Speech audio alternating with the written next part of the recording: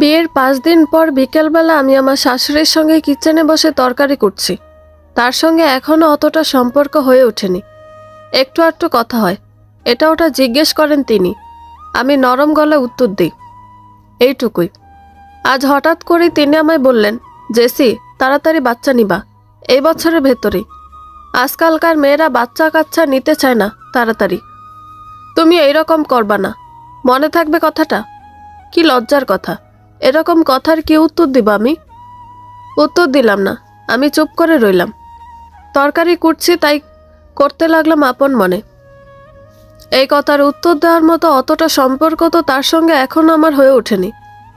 তাছাড়া ইনি এরকম কেন, এরকম উদ্ভট কথা হুট করে বলবেন কেন আমায়? বিয়ের সপ্তাহ তো হয়নি এখনো। তার কথা শুনে মনে হচ্ছে যেন আমায় বাচ্চা জন্ম দিতে তার ছেলের জন্য বিয়ে করিয়েছে। তরকারি কোটা শেষ হলে আমার শাশুড়ি বললেন পেঁয়াজ কুচি করতে। তিনি তখন চৌকির ওপর বসে আয়েশ করে চা খাচ্ছেন।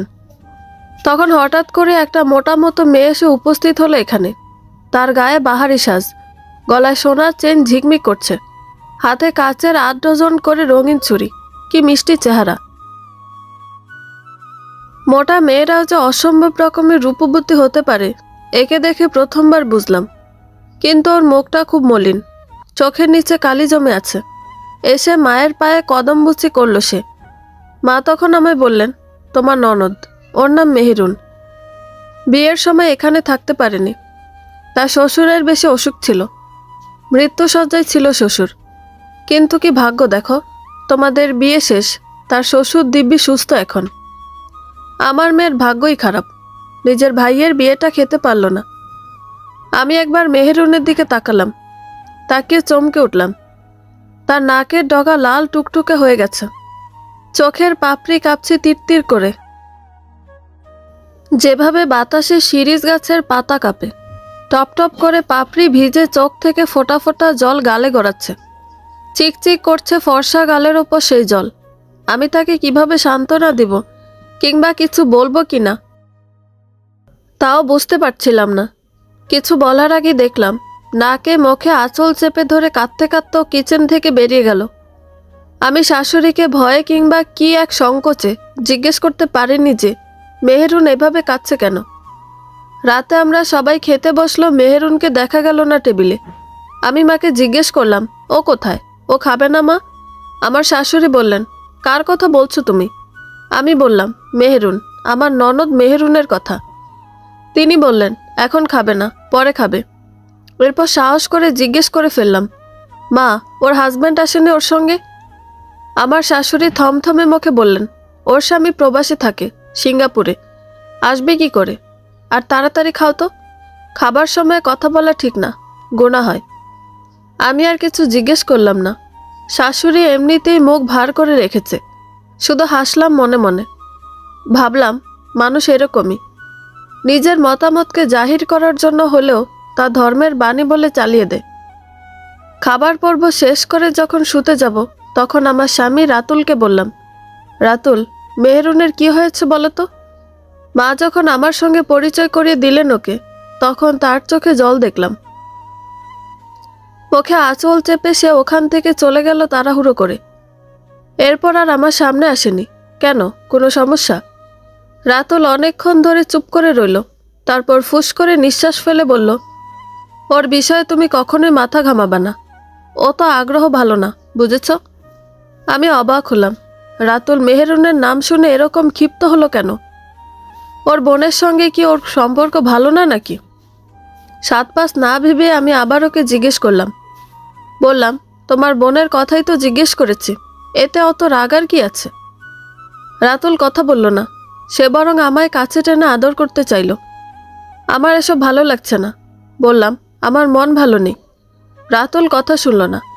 আমাদের দেশের পুরুষগুলো এরকমই, পুরুষতন্ত্র তো, তাদের ইচ্ছে দাস হতে হয় ঘরের নারীদের। তাদের কথাই শেষ কথা, এরপর কোনো কথাই কাজ হবে না। ওরা যা চাইবে ঠিক তাই হবে, তাই করতে হবে নারীদের। না করলে শক্তি খাটিয়ে হলেও আদায় করে নিবে। রাতুলকে সরাতে চেষ্টা করেও সরানো গেল না। ও তার বাসনা পূর্ণ করছে। আমি নিজেকে হঠাৎ জড়ো ভাবলাম। শুধু টের পেলাম চোখের কোল বেয়ে নালার মতো জল নামছে। এরই মধ্যে আমার কানে একটা রিন রিনে কান্নার গলা ভেসে এলো। এই গলাটার কারণ না, মেহেরুনের। মেহেরুন এই এত রাতে কাঁদছে কেন? ওর কি এমন দুঃখ যে ও কাঁদছে? আমার ভালো লাগছে না কিছুই, খুব মন খারাপ লাগছে। নিজেকে হঠাৎ অপয়া মনে হচ্ছে। আমি রাতুলকে ধাক্কা দিয়ে দূরে সরিয়ে দিলাম। রাতুল রেগে মেগে আগুন হয়ে গেল। গলায় তেজ নিয়ে বলল, তোমার সমস্যা কি? আমি বললাম, কিসের সমস্যা? কোনো সমস্যা নেই। সে রাগে কাঁপতে থাকা গলায় বলল, তাহলে এরকম করছো কেন? আমি বসে যাওয়া গলায় বললাম, আমার ভালো লাগছে না তাই। তুমি জোর করছো কেন? তোমার কি সমস্যা? আমি ভাবলাম রাতুল আমার প্রতিবাদী গলায় চুপসে যাবে, কিন্তু সে চুপসে না গিয়ে রাগে কিরমির করতে করতে আমার গলায় শক্ত করে চেপে ধরে বলল, তোমার নাগর আছে তাই না? প্রেম ছিল? মা বাবা জোর করে বিয়ে দিয়েছে, এই জন্য এরকম করতেছ? নাগরে ছাড়া আর কারোর টাচ সহ্য হয় না। সত্যটা বলো। আমার এত রাগ পেল, আমি ওর দুহাত এক ঝটকায় ছাড়িয়ে নিয়ে অনেকটা ধমকের গলায় বললাম, তুমি এরকম মাস্তানি দেখাচ্ছ কেন? আর এসব কি বলছো? মুখে যা আসে তাই বলবা আর আমি সহ্য করব? আমি তোমার কেনা পুতুল নাকি যে তুমি আমার অনুমতি না নিয়ে, আমার ভালো লাগা খারাপ লাগা না জেনে যা ইচ্ছে তাই করতে চাইবে আমার সঙ্গে?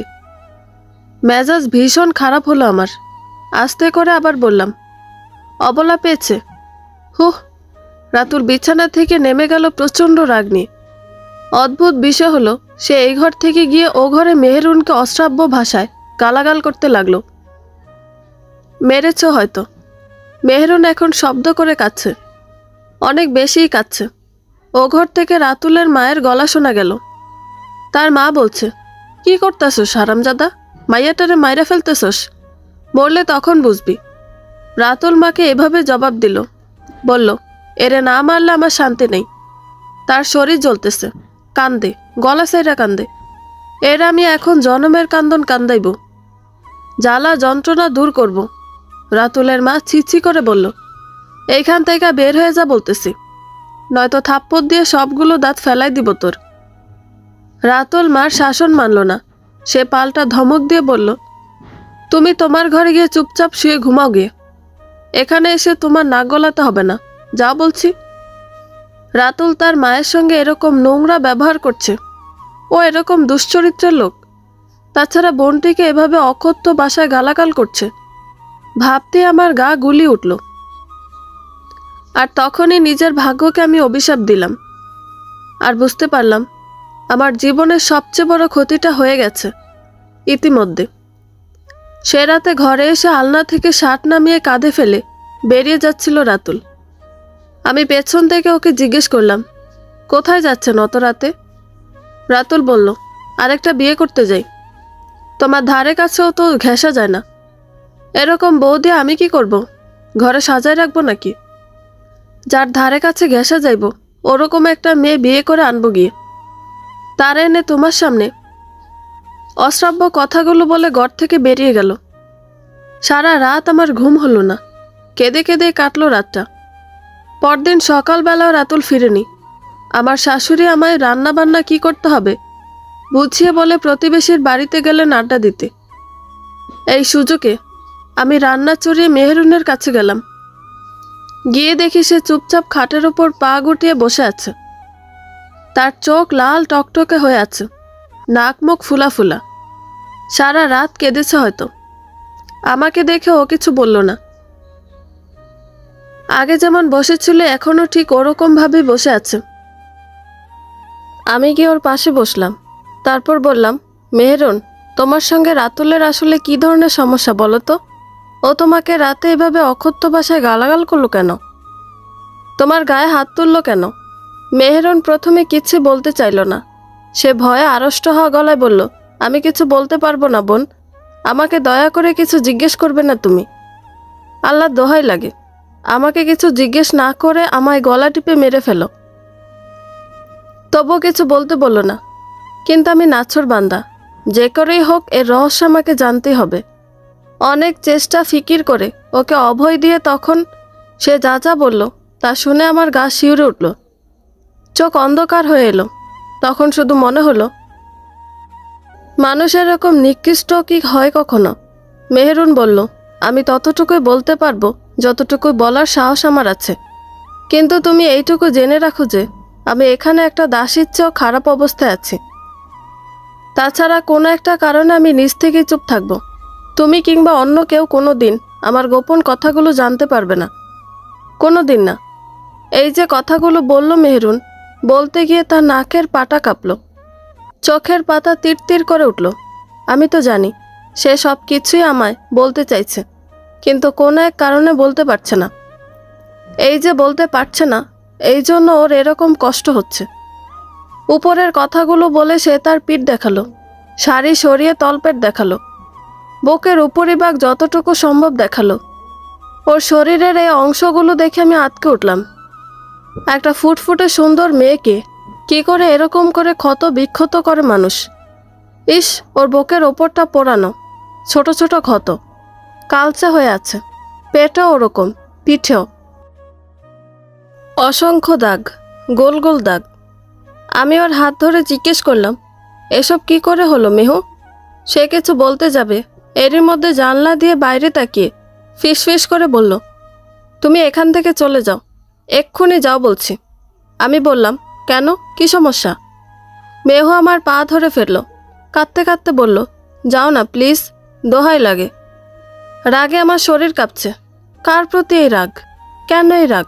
মেহরুনের কষ্ট দেখে? ওর কষ্ট দেখে আমার এরকম হবে কেন?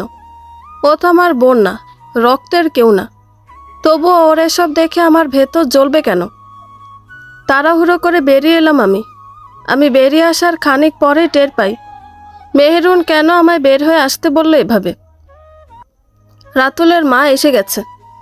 আমি টের না পেলেও সে টের পেয়েছে আগে ভাগে। কতটুকু ভয় ভেতরে থাকলে মানুষ এভাবে কান পেতে রাখে, চোখ খুলে রাখে সবসময়। কিচেনে এসে দেখি ভাতের অবস্থা খারাপ। দীর্ঘ সময় ধরে চুলোর উপর থাকায় জল শুকিয়ে হাড়ির তলানির কিছু ভাত পুড়েও গেছে, পোড়া গন্ধ বেরিয়েছে। আমার শাশুড়ি কিচেনে এলেন গন্ধ শুকে শুকে, এসে বললেন, জেসি, ভাত পুড়ে গেছে নাকি? আমি আস্তে করে বললাম, জি। কিছুটা ভয় আমার কাজ করছে। এ বাড়িতে নতুন আমি, এখানে আমার আপন কেউ নেই। ইচ্ছে করলেই তো এখন আমি গলা বড় করতে পারবো না। তাছাড়া ভাত যে পুড়েছে তাও আমার দোষে, খেয়াল রাখিনি ভাত বসিয়ে। আমি ভাবলাম শাশুড়ি খুব বকাঝকা করবে, কথা শোনাবে, কিন্তু আমায় অবাক করে দিয়ে তিনি কিচ্ছু বললেন না। শুধু এটুকুই বললেন, ডেকচির ভালো ভাতগুলো অন্য একটা ডেকচিতে তুলে রাখো, আর বাকিগুলোতে পানি দিয়ে রেখে দাও। নরম হলে আমি ঘষে মেজে ধুয়ে নিব। আমি বললাম, ঠিক আছে মা। রাতুলের মা এবার বললেন, তোমাকে একটা ভালো উপদেশ দেই মা। আমি তো তোমার মায়ের মতোই। মা ছেড়ে এখানে এসেছো যখন, সারা জীবন তো এখানেই তো থাকবে। এখন তোমার ভালো মন্দ তো আমিই দেখব, তাই না? আমি ভালো থাকা ভাতগুলো অন্য ডেকচিতে রাখতে রাখতে বললাম, জি মা, এখন আপনিই তো আমার মা। মা তো মেয়ের কাছ থেকে অনুমতি নিয়ে উপদেশ দেয় না, নিজ থেকেই দেয়। আমার শাশুড়ি আমার কাছে এগিয়ে এলেন, এসে আমার মাথায় হাত বুলিয়ে দিতে দিতে বললেন, তুমি এই বাড়ির বউ, তাই না মা? আমি বললাম, জি মা। তিনি মৃদু হাসলেন, হেসে বললেন, তোমার কাজ নিজের সংসার ঠিকভাবে করা, স্বামীর সেবা করা, সন্তানের দেখভাল করা, শাশুড়ির উপদেশ মানা, বুঝছো? আমি বললাম, জি মা। তিনি চৌকির ওপর বসতে বসতে আবার বললেন, এক গ্লাস ঠান্ডা পানি এনে দাও তো মা, আমার শরীরটা খারাপ লাগছে। আমি তাড়াহুড়ো করে গ্লাস ধুয়ে ঠান্ডা পানি এনে দিলাম। তিনি ঢকঢক করে পানি গিলছেন। এই সময় তার দিকে লক্ষ্য করলাম, দেখলাম তার কপাল ঘামছে। কেউ যদি কখনো দুশ্চিন্তা করে তখন এরকম হয়। এবং এর চেয়ে বড় কথা, তিনি যখন আমার সঙ্গে এই কথাগুলো বলছিলেন তখন তার শ্বাস প্রশ্বাস খুব দ্রুতগামী হয়ে উঠছিল। পানি খেয়ে শেষ করে গ্লাসটা আমার হাতে দিলেন তিনি। তারপর ঠোঁটে লেগে থাকা পানি হাতের পিঠ দিয়ে মুছতে মুছতে আমায় বললেন, একটা কাজ ভুলেও করবা না মা, কখনোই না। কথাটায় কিছুটা ধার ছিল। আমি বললাম, কি মা? তিনি বসা থেকে উঠতে উঠতে বললেন, সব কিছু জানার চেষ্টা করবা না, অতি কৌতূহল দেখাইবা না, সাংবাদিকগিরি বিপদ ডেকে আনে। ঘরের বউদের কাজ সাংবাদিকগিরি করা না, সংসার করা, বুঝলা? আমি কোনো কথা বললাম না, চুপ হয়ে রইলাম। তিনি এখান থেকে চলে গেলেন। চলে যাবার পর আমি বুঝতে পারলাম তিনি সব বুঝে ফেলেছেন। অর্থাৎ আমি যে মেহরুনের ঘরে গিয়েছিলাম তা তিনি বুঝেছেন। ভুলটা আমারই। ওর ঘরে যখন গেলাম তখন বাইরে থেকে ওর ঘরের দরজার শেকল আটকানো ছিল। আমি তা খুলে ঢুকেছিলাম, কিন্তু তাড়াহুড়ো করে ওখান থেকে বেরিয়ে আসার সময় দরজা ভেজিয়ে আসলো। শেকল আটকাবার কথা মনে ছিল না। আমি কিছুই ভেবে পাচ্ছি না। কোন বাড়িতে এসে পড়লাম আমি? এ কেমন ভাগ্য আমার। রাতুল ফিরল মাঝ দুপুরে। তার মুখ হাসি হাসি, মিষ্টি লাগছে দেখতে। কি কোমল চেহারা তার! যে একবার দেখবে আপ্লুত হবে, ভাববে দেবদূত, সাক্ষাৎ ফেরেস্তা। আসলেই কি সে ফেরেস্তা, নাকি মুখোশের আড়ালে আজাজিল শয়তান? কে জানে। রাতুলের একটা হাত পেছনে ছিল। আমার কাছ অবধি একটা হাত পেছনে রেখে এসেছে। তারপর কাছে এসে পেছনের হাতটা সামনে এনে মিষ্টি মিষ্টি হাসির রেণু ছড়িয়ে দিয়ে বলল, আই লাভ ইউ জেসি। আমার দিকে তার বাড়ানো ডান হাতটা লাল টকটকে একটা গোলাপ। আমি কি করব বুঝতে পারছি না। রাতে আমার সঙ্গে ভীষণ বাজে ব্যবহার করেছে সে, এখন এসে বলছে আই লাভ ইউ। ভালোবাসার প্রতি গোলাপও উপহার দিচ্ছে। আমি কি তা নিব? নেওয়া উচিত আমার? যা হবার পরে হবে। অনেক কিছু দেখার বা করার বাকি এখনো। আমি অতটা নরম মেয়ে না যে সে আমায় কাদামাটি করে তার যখন যা ইচ্ছে করে সেভাবে আমায় গড়বে। অসম্ভব। আমি আমার মতোই সব ঝড় সামলে নিব। তারপর নতুন শক্তি হয়ে আশ্রে পড়ব তার ওপর, তাদের ওপর। যদি ভুল হয় ওরা, তবেই কেবল। আমি হাত বাড়িয়ে গোলাপ গ্রহণ করলাম, মিষ্টি করে হাসলাম। ওর বাহু আঁকড়ে ধরে বললাম, কোথায় চলে গিয়েছিলে? আমার খুব ভয় করছিল। রাতুল আমায় ঝাপটে ধরল, আদর করে চুমু খেয়ে বলল, আর যাব না। হঠাৎ রাগ পেয়েছিল খুব। তুমি রাতে অমন করেছিলে কেন? ছুতেই দাওনি। বউয়েরা তাদের বরদের সঙ্গে এরকম করে কখনো? আমার সহ্য হয়নি। মেজাজ খারাপ হয়ে গিয়েছিল, মন খারাপও হয়েছিল, তাই চলে গিয়েছিলাম। রাতুল আমায় শক্ত করে বুকের সঙ্গে মিশিয়ে ধরল। ওরে আদর, চুমু, ছোঁয়া, বুকের উত্তাপ, এসবের কোনো কিছুই আমি ভালোভাবে নিচ্ছি না, খারাপভাবেও নিচ্ছি না। আমি শুধু দেখতে চাই যা আমার মনের ভেতর বাজছে, যা আমার সন্দেহ হচ্ছে। রাতুলকেও আমি আঁকড়ে ধরলাম। রাতুল আমায় জাপটে ধরে দরজার উল্টো দিকে তাকিয়ে আছে। ঘরের ভেতরের দেয়ালের দিকে ওর মুখ, আর আমি দরজার সামনের দিকে তাকিয়ে আছি। তখনই আমার নজরে এলো দৃশ্যটা। মেহেরুন তার ঘরের দরজার সামনে দাঁড়িয়ে আছে। তার মুখে আঁচল চেপে ধরা। সে কাঁদছে, কাঁপছে থরথর করে, কিন্তু তার এই কান্নার কোনো আওয়াজ হচ্ছে না। আচ্ছা, সে কি দেখতে পেয়েছে রাতুল যে আমায় গোলাপ দিয়েছে, ভালোবাসি বলেছে, এই যে আদর করছে, এসব কিছু যদি দেখতে পায় তবে তার দুঃখ পাওয়ার কি আছে এতে? সে না রাতুলের বোন, ওর সমস্যা কি তাহলে? হঠাৎই আমার মনে একটা সন্দেহ উকি দিল। আচ্ছা, এরকম কি হতে পারে যে রাতুল কোনো কারণে মেহরুনের স্বামীকে মেরে ফেলেছে? মারার কারণও তো থাকতে পারে। এরকম একটা ঘটনা আমাদের এলাকায় ঘটেছিল। মেয়েটি অন্য ধর্মের একটি ছেলেকে নিয়ে পালিয়ে গিয়ে বিয়ে করেছিল। দীর্ঘদিন ওরা লুকিয়েছিল। তারপর কিভাবে যেন এদের খোঁজ মিলে। মেয়ের বাবা ততদিনে মারা গিয়েছে। ভাইয়েরা বোনকে মৃত্যু সংবাদ দিল। বলল স্বামী নিয়ে এসে বাবাকে শেষ দেখা দেখে যেতে। জীবিত থাকতে তো পারেনি। এবার এসে বাবার লাশের পা ধরে হলো যেন ক্ষমা নিয়ে যায়। বাবা মরেছে বলে কথা। নিজের জন্মদাতা পিতা, যে আদর করে কোলে করে স্কুলে নিয়ে যেত, মেলায় নিয়ে ঘুরত, সুন্দর জামা জুতো কিনে দিত, নিজে ভালো না খেয়ে তাকে খাওয়াতো, সেই বাবার মৃত্যুতে কি সে না এসে পারে? সে পাগল হয়ে গেল বাবাকে শেষ দেখা দেখে যেতে এসে। তার অন্য ধর্মের স্বামী বোঝালো তাকে, বলল ওরা প্রতিশোধ নিতে পারে। মেয়ে শুনল না, বলল তুমি না গেলেও আমি যাব। ছেলে নিরুপায়, মেয়েকে সে নিজের জীবনের চেয়েও বেশি ভালোবাসে। শেষে সেও সঙ্গে গেল, কিন্তু কপালে তার মৃত্যু লেখা ছিল। মেয়ের ভাইয়েরা বাবার লাশ দাফনের আগে আরেকটা লাশ ফেলে দিল। খুন করলো মেয়েটির অন্য ধর্মের স্বামীকে। আচ্ছা, এরকম কিছু তো হতে পারে মেহেরুনের সাথে, হতে পারে না? নাকি আমি যা ভাবছি বিষয়টি ঠিক এর বিপরীত? হতে পারে না এরকম যে মেহেরুন আসলে রাতুলের বোনই না। আমি জানি রাতুলকে চেনা অতটাও সহজ না। তার মন গলিয়ে কোনো তথ্য নেওয়া কোশমিন কালও সম্ভব না, তার মায়ের থেকেও সম্ভব না। তবে মেহেরুনের সঙ্গে যদি আরেকবার কথা বলার সুযোগ পেতাম, যদি আরেকটুখানি কথা বলতে পারতাম, তবে অনেক কিছুই জেনে ফেলতে পারতাম। কিন্তু মনে হচ্ছে না এই সুযোগ আমি পাবো। আমার শাশুড়ি খুব সতর্ক হয়ে উঠেছে, সব সময় নজর রাখছে আমার উপর, সব সময় আমার আশেপাশেই থাকে, এটা ওটা গল্প করে, কাজ না থাকলেও কাজ খুঁজে বের করে, তারপর আমায় দিয়ে সেই কাজে লেগে পড়ে। রাতুল আর সারাদিন ঘরেই ছিল। সন্ধ্যাবেলায় দেখলাম হঠাৎ করে মেহরুনের ঘরে গিয়েছে, খানিক সময় ওখানে ছিল।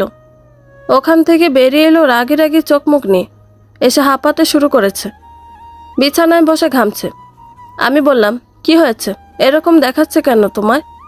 রাতুল বলল, কীরকম দেখাচ্ছে? খুব রাগ নিয়ে কথাটা বলল। আমি চুপসে গেলাম শুনে। তবুও না দমে গিয়ে বললাম, এভাবে ঘামছো কেন ফ্যানের নিচে বসে থাকার পরেও? রাতুল আমার দিকে চোখ লাল লাল করে তাকিয়ে দমের ওপর দম ফেলে বলল, মাটি কেটে এসেছি, এই জন্য ঘামছি। আমি অবাক হলাম, যদিও অবাক হবার মতো কিছু ছিল না এটা, কারণ তার ব্যবহারই এরকম। এক একবার এক এক রকম আচরণ করে সে, কখনো খুব মিষ্টি, কখনো সবচেয়ে বাজে পুরুষদের মতো। আমি অভিমানী গলায় বললাম, এভাবে উত্তর দিচ্ছ কেন? রাতুল বসা থেকে এক ঝটকায় উঠে গিয়ে বলল, তো কিভাবে উত্তর দিব? তোমাকে চুমু খেতে খেতে?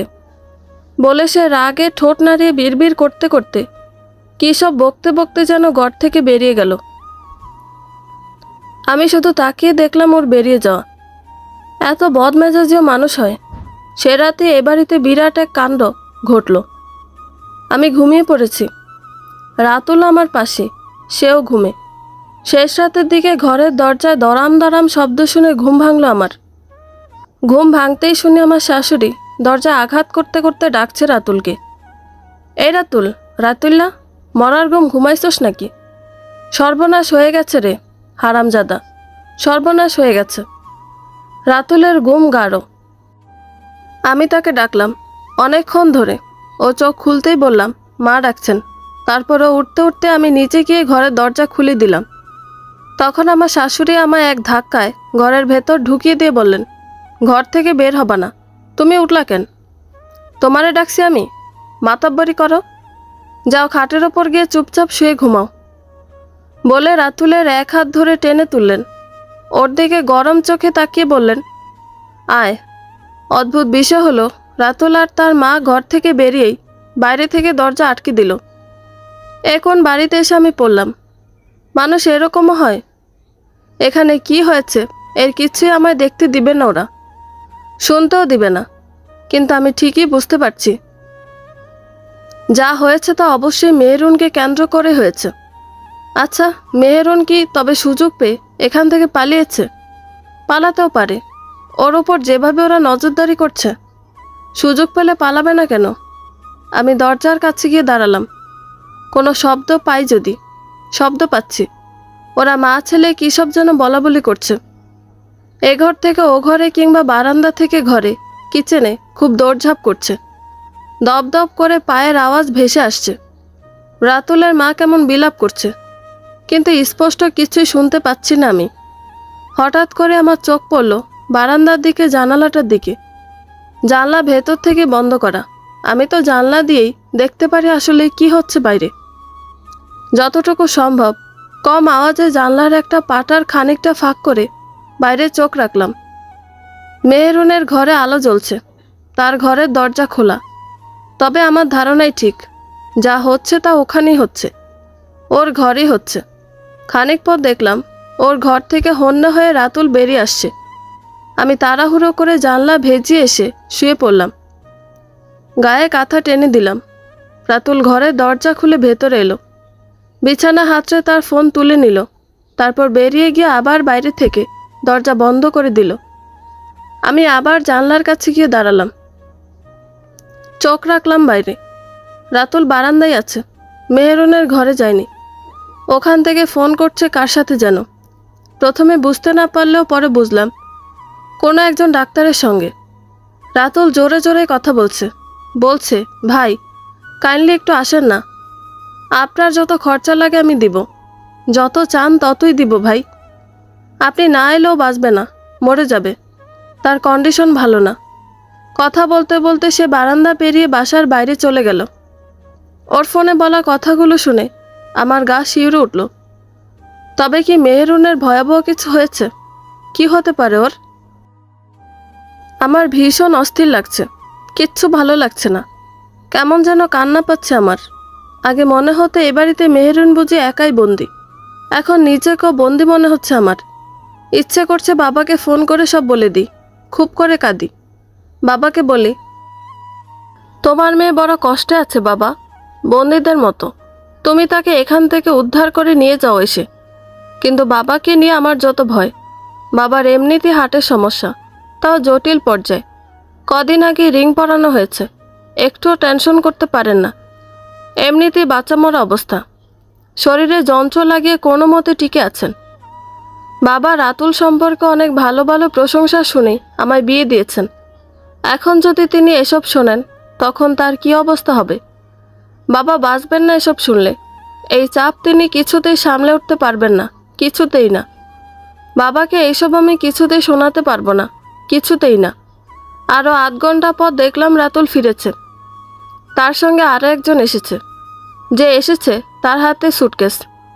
দেখি বোঝা যাচ্ছে ডাক্তার ফাক্তার কিছু একটা হবে। ডাক্তারদের এমনিতেই চেনা যায়, এদের চেহারা কেমন ফকফকা উজ্জ্বল থাকে, মিষ্টি মিষ্টি হয় চেহারা। নিশ্চয়ই মেহেরুনের চিকিৎসা করতে এসেছেন ইনি। আচ্ছা, মেহেরুনের তবে কি হয়েছে? ওই যে সন্ধ্যাবেলা রাতুলকে দেখলাম মেহেরুনের ঘর থেকে রেগে মেগে আগুন হয়ে বেরিয়ে এসেছিল। খুব বিমর্ষ দেখাচ্ছিল তাকে, হাঁফাতে শুরু করেছিল বসে। তখনই কি রাতুল ওকে কিছু করে এসেছিল? কি করেছে ওর সঙ্গে? তবে ওকে মেরেছে কি? এতক্ষণ ইলেকট্রিসিটি ছিল, সিলিংয়ের পাখাগুলো ঘটঘট শব্দ করছিল বলে ওখানের কিছুই শুনতে পাচ্ছিলাম না। হঠাৎ করে ইলেকট্রিসিটি চলে গেল, আর ওদের বলা সব কথা শুনে যা বোঝার বুঝে ফেললাম আমি। ডাক্তার বলছে বাসুডিন বিষ খেয়েছে, এটা খুব মারাত্মক বিষ। কৃষকেরা ধান খেতে এই বিষ দেয় পোকামাকড় নিধনের জন্য। ভাগ্যিস তাকে বমি করানো গেছে, নয়তো বাঁচানো মুশকিল হয়ে যেত। শুনে আমার গা কাঁপতে শুরু করলো। মেহেরুন বিষ খেয়েছিল? তবে কেন খেয়েছিল? কি এমন দুঃখ তার? আমার মাথায় কিচ্ছু কাজ করছে না, আমি কিছুই বুঝতে পারছি না। সব কিছু কেমন জট পাকিয়ে উঠছে। মেহেরুন আসলে কে? কি তার পরিচয়? সে এভাবে এখানে বন্দি কেন? তার সঙ্গে আমাকে দেখা করতে দেয়া হচ্ছে না কেন? আমার শাশুড়ি কেন বললেন আমি যেন এত কিছু জানার আগ্রহ না দেখাই? রাতুল কেন সন্ধ্যাবেলায় তার ঘর থেকে এভাবে রেগে মেগে আগুন হয়ে এলো? আর শেষে মেহেরুন কেন বিষই বা খেলো? ডাক্তারের চিকিৎসা দেওয়া হয়তো শেষ। দেখলাম তিনি বেরিয়ে এলেন, তার সঙ্গে রাতুলও বেরিয়েছে। ডাক্তার এবার জিজ্ঞেস করলেন, মেয়েটিকে আপনার কি হয় সে? রাতুল বলল, আমার খালাতো বোন। ডাক্তার বললেন, কিছু মনে করবেন না, কেউ তো আর এমনি এমনি বিষ খাওয়ার মতো জঘন্য কাজ করে না। ও কেন বিষ খেলো? যদি এটা আপনাদের পারিবারিক বিষয়, এই বিষয়ে জানতে চাওয়া আমার অনুচিত, কিন্তু বলতে বাধা না থাকলে বলতে পারেন। রাতুল বলল, আপনাকে আমি পেমেন্ট করেছি তো? করিনি? ডাক্তার বললেন, হ্যাঁ করেছেন। রাতুল এবার বলল, আপনার যত ডিমান্ড ছিল এর চেয়ে বেশি পেমেন্ট করেছি, তাই না? ডাক্তার বললেন, জি ভাই। রাতুল এবার বলল, তাহলে দয়া করে এখন চলে যান। পারিবারিক বিষয় পরিবারের ভেতরে থাকাই ভালো, তাই না? ডাক্তার হয়তো লজ্জা পেয়েছেন খুব। তিনি বললেন, জি ভাই, ঠিক বলেছেন। রাতুল বলল, তাহলে যান। আসসালামু আলাইকুম। ডাক্তার সালামের উত্তর দিয়েছেন কিনা তা শোনা গেল না, কিন্তু দেখা গেল তিনি বারান্দা পেরিয়ে চলে গেলেন। কিন্তু ডাক্তার সাহেব চলে যাবার অনেকক্ষণ পরেও রাতুল ওখানে দাঁড়িয়েই রইল। তারপর আবার মেহেরুনের ঘরে ঢুকল। ওখানে খানিক সময় থেকে তারপর ওখানে থেকে বেরিয়ে আসার জন্য বারান্দায় পা ফেলতেই ইলেকট্রিসিটি চলে এলো। আবার পাখা ঘুরতে শুরু করেছে, ঘটঘট করে শব্দ হচ্ছে। ততক্ষণে তাড়াহুড়ো করে আমি বিছানায় এসে শুয়ে পড়লাম। রাতুল ঘরে এসে গা থেকে শার্ট খুলে আলনায় রাখলো। তারপর বাথরুমে গিয়ে হাত মুখ ধুয়ে এলো। এসে আমার পাশে শুয়ে আমার মাথার চুলে বিলি কেটে দিতে দিতে মৃদু স্বরে ডাকলো সে, জেসি, এই জেসি। আমি ঘুমের ভান করে পড়ে রইলাম। রাতুল জোর করে আমার মুখটা তার দিকে টেনে ঘুরিয়ে নিল। তারপর মাথার দুপাশে আলতো করে ধরে বলল, চোখ খুলো জেসি। আমি জানি তুমি জেগে আছো। আমি তবুও চোখ খুললাম না, বন্ধ করে রাখলাম চোখের পাতা। সে ধমক দিয়ে বলল, চোখ খুলতে বলেছি, শুনছো না তুমি? খোলো। আমি ভয়ে ভয়ে চোখ খুললাম। সে এবার আমার মুখের ওপর তার মুখ নামিয়ে এনে সাপের মতো ফিসফিস করে বলল, জানলা দিয়ে কি দেখছিলে তুমি জেসি? আমি শিউরে উঠলাম। আমি তো খুব সতর্ক ছিলাম, একটুখানি ফাঁক করেছিলাম মাত্র জানলা। তাও আমার ঘর পুরো অন্ধকার ছিল, তবুও বুঝলো কি করে সে? আমি আমতা আমতা করে বললাম, কই, কখন? আমি জানলার কাছে যাব কেন? আমি তো ঘুমিয়েছিলাম এতক্ষণ। রাতুল হাসল, মৃদু হেসে বলল, আমি কি তোমার দুধের বাচ্চা? আমার বয়স কি 1.5 বছর যে তুমি যা বলবা তাই বিশ্বাস করে বসবো? আমাকে ফাঁকি দিবে তুমি? আমার চোখ কটা তুমি জানোই না তাহলে? জানলার কাছে তুমি গিয়েছিলে এবং এটাই সত্য। আমি জানি, আমি দেখেছি। কেন গিয়েছিলে তা বলতে হবে আমায়। বলো। আমি এক কথাই বললাম, ঘুমেছিলাম আমি। জানলার কাছে আমি যাব কিভাবে তবে? আমি যাইনি ওখানে। রাতুল শক্ত করে একটা চর বসিয়ে দিল আমার গালে। তারপর মেজাজ তিরিক্ষি দেখিয়ে বলল, ভালো করে বললে হয় না তাই না? তোমাকে মা নিষেধ করেনি বারবার অত কৌতূহল না দেখাতে? বলেনি? আমি ওর দিকে চোখ লাল লাল করে তাকালাম। রাগে আমার গা কাঁপছে। সে আমায় 2 হাতে শক্ত করে ধরে ফেলল। তারপর কীরকম করে যেন বলল, এভাবে চোখ উল্টেছ কেন? আমায় রাগে খেয়ে ফেলবে নাকি? কিভাবে খাবে? আচ্ছা, আরেকটা থাপ্পড় দেই তোমায়। দিব? বলতে বলতে সে আরেকটা থাপ্পড় বসিয়ে দিল আমার গালে। আমি ওকে ধাক্কা দিয়ে সরিয়ে দিতে চাইলেও কুলিয়ে উঠতে পারলাম না ওর সাথে। কিন্তু আমি খুব করে চেষ্টা করছি ওর থেকে ছুটে যেতে। রাতুল হাসতে শুরু করলো। হাসির মাঝেই সে বলল, তোমার এই অতি আগ্রহের কারণে তুমি ভয়াবহ রকমের বিপদে পড়বে, ভয়াবহ রকমের বিপদে। তারপর সে আমায় ছেড়ে দিল। আজান হয়ে গেছে ফজরের। সে বলল, আমি এখন এক জায়গায় যাব, কাজ আছে। কাজ না করলে টাকা আসবে কিভাবে? টাকা না এলে সংসার চলবে কি করে?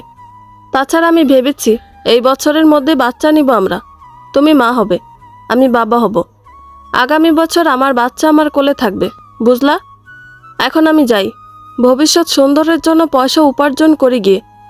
যাবার আগে তোমারা আবার সাবধান করে যাই, তুমি আবার রুকিঝুঁকি মেরো না গিয়ে মেহরুনের রুমে। ওর সঙ্গে কথা বলার চেষ্টা করো না শুধু শুধু। ওর সঙ্গে কথা বলে তোমার লাভ নেই। তুমি তোমার সংসারের দিকে মনোযোগ দাও। ওর দিকে মনোযোগ দিলে তোমার লাভ হবে না জেসি, ক্ষতি হবে, ক্ষতি। আমি তার কথার কোনো উত্তর দিলাম না। সে চলে গেল। ও চলে যাবার পর ওয়াশরুমে গিয়ে অজু করে এলাম। মন খুব অশান্ত লাগছে। ভাবলাম নামাজ পড়ে দেখি মন ঠিক হয় কিনা, যদি একটু প্রশান্তি আসে। নামাজে বসে ঠিকভাবে আমি নামাজই পড়তে পারছি না। সূরা কিংবা দোয়াগুলো জপতে পারছি না ঠিকভাবে। খুব কান্না পাচ্ছে আমার। কোনোভাবে নামাজ শেষ করে সেজদায় লুটিয়ে পড়ে আমি কাঁদলাম। সব অভিযোগ অনুযোগ আল্লাহর কাছে করলাম। নামাজ শেষ হলে দেখি রাতুল চলে গেছে। ও যে হুটহাট কোথায় গিয়ে মিলিয়ে যায় কিছুই বুঝি না। কখনো দিনের বেলা যায়, কখনো রাতে। রোজ করে একবার যায় এবং ওখান থেকে সে ফিরে দীর্ঘ সময় পর। বলে কাজ করে। কিসের কাজ কিছুই বুঝি না। আমি নিজেকে কিছুতে আর ধরে রাখতে পারছি না। ভয়গুলোকে আস্তে আস্তে দূরে রাখবার চেষ্টা করছি। জায়নামাজ গুটিয়ে আলনায় রেখে বারান্দায় বেরোলাম। ভোরের আলো ফুটতে শুরু করেছে চারদিকে। একটা কাক ডাকছে, খুব কর্কশ তার গলা। শুনেছি কাক ডাকলে বাড়িতে বিপদ আসে। এ বাড়িতে একটা বড়সড় বিপদ আসতে পারে না। মেহরুনের দরজার কাছে গিয়ে ব্যর্থ হলাম আমি। দরজা বন্ধ। চুপচাপ অনেকক্ষণ দাঁড়িয়ে রইলাম। তারপর ফিরে এলাম আবার। বাবাকে ফোন করলাম, কুশলাদি জিজ্ঞেস করলাম। মা তো নাই। আজ হঠাৎ মায়ের কথা মনে পড়ছে, চোখ ভিজে উঠেছে জলে। মা মারা গিয়েছেন আমার শৈশবে। আমার এখনও মনে আছে, ক্লাস 4-এ পড়ি তখন। একদিন ক্লাস থেকে ফিরে দেখি বাড়ি ভর্তি লোক, মা নাই। স্ট্রোক করে মা মরে গেছে। এরপর বাবা আর বিয়ে করেননি। আত্মীয় স্বজনেরা অনেক বুঝিয়েছে, বলেছে বিয়ে করতে, বাবা করেননি, শুধু আমার জন্য। আমাকে যদি সৎমা কষ্ট দেয়, সারা জীবন বাবা মা আগলে রেখেছেন। অফিস করে এসে নিজেই রান্না করতে শুরু করতেন, নিজে মাছ কাটা, শাক বাছা সব কিছুই করতেন। আমি যখন বড় হলাম তখনও। বাবার বয়স হয়েছে, আমার তো আর ভাই বোন নাই। বাবার সব সময় অসুখ বিসুখ লেগেই থাকে। কদিন আগেই তো মৃত্যুর মুখ থেকে ফিরে এসেছে। হার্টের খুব বাজে অবস্থা। একা একা ওখানে কিভাবে থাকবে বাবা? আমার বড় ইচ্ছে হলো বিয়ের পর বাবাকে সাথে রাখব। সারা জীবনভর পরিশ্রম করে যাওয়া বাবাকে একটুখানি সুখ দেব। কিন্তু ভাগ্য যে আমার এরকম। বাবা যদি একবার জানে তার মেয়ে এরকম কষ্টে আছে, তবে বাবা বাঁচবে না আর। বিকালবেলা আমার শাশুড়িকে দেখলাম বাসা থেকে বেরিয়ে যেতে। আমার কাছে কিছু বলে যায়নি। বিকেল হয়েছে, রান্নার আয়োজন করতে হবে। সবজি টবজি কিছুই নাই বাসায়, সম্ভবত বাজার করতে গেছে। তিনি বেরিয়ে যাবার পরপরই আমি গেটের কাছে গেলাম। বাইরে থেকে গেট আটকে রাখা। গেটে শিকে ঝুঁকি দিয়ে গলা খানিকটা উপরে নিয়ে বাইরে তাকালাম। আশেপাশে কেউ নাই, তার মানে চলে গেছে। ওখান থেকে ফিরে এসে ভাবলাম মেহরুনের কাছে যাব, কিন্তু মেহরুনের ঘরের দরজায় বিশাল এক তালা ঝুলছে। লক করে রেখে গেছে ঘর। এদের কাণ্ড কারখানা মোটেও সুবিধার না। আমার খুব সন্দেহ হচ্ছে, কোনো মা কি তার ছেলেকে এসব নোংরা কাজে সাহায্য করবে? তাছাড়া মা ছেলে একসঙ্গে এরকম চক্রান্ত সাজাতে পারে কিভাবে? কিছুই বুঝে উঠতে পারি না আমি। এরই মধ্যে হঠাৎ মনে হলো জানলা তো আছে ওর ঘরের। জানলায় গিয়ে টোকা দিয়ে দেখি। জানলার কাছে গেলাম আমি, অনেকক্ষণ ধরে টোকা দিলাম, ডাকলাম, মেহরুন, এই মেহরুন, আমি জেসি। তুমি কি জানলার কাছে আসতে পারবে কষ্ট করে? প্লিজ মেহরুন, একটু উঠে আসো না, জরুরি কথা আছে তোমার সাথে, প্লিজ। অনেক ডাকাডাকির পর মেহরুন এসে জানলার একটা পাটা খুলে দিল। ওর দিকে তাকিয়ে আমি আঁতকে উঠলাম। চেহারা কেমন মলিন হয়ে গেছে, কি যে শুকনো দেখাচ্ছে ওকে। মনে হচ্ছে 12 মাস রোগে পড়ে থাকে এই মেয়ে।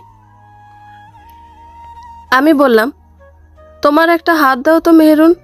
মেহরুন তার হাত দিল। সেই হাত থরথর করে কাঁপছে। আমি এই হাত ধরে বললাম, মেহরুন, তুমি বিষ খেয়েছিলে কেন? মেহরুনের চোখ থেকে এক ফোঁটা জল গড়িয়ে পড়ল। সে বলল, মরে যেতে। কিন্তু মরতে তো পারিনি, ওরা বাঁচিয়ে ফেলেছে। কেন মরতে চাও তুমি মেহরুন? কি এমন দুঃখ তোমার? মেহরুন চুপ করে থাকে। আমি আবার বলি। সে বলে, আমি বলতে পারবো না, তুমি চলে যাও, আমি জানলা আটকে দিব। আমি ওর দুহাত ধরে ফেলি, অনুনয় করে বলি, প্লিজ বলো মেহরুন। মেহরুন বলে, আমি আমার পাপের শাস্তির জন্যই মরতে চাইছিলাম। আমি পাপ করেছি, ভয়াবহ রকমের পাপ। এর চেয়ে বড় পাপ হয় না। আমি শুনে আটকে উঠলাম। এমন কোমল মেয়ে, যাকে এতদিন দেখে এসেছি, তার উপর রাতুল আর তার মা অত্যাচার নির্যাতন করছে সব সময়। আর এখন কিনা সে বলছে সে নিজেই পাপ করেছে, তাও সবচেয়ে বড় পাপ। আমি ওকে তাড়া দিলাম, বললাম, বলো কি করেছিলে তুমি, প্লিজ বলো, ওরা আবার এসে যাবে। মেহরুন বলল, নিজের স্বামীকে খুন করেছি আমি, জবাই করেছি, নিজের গর্ভপাত করেছি নিজে।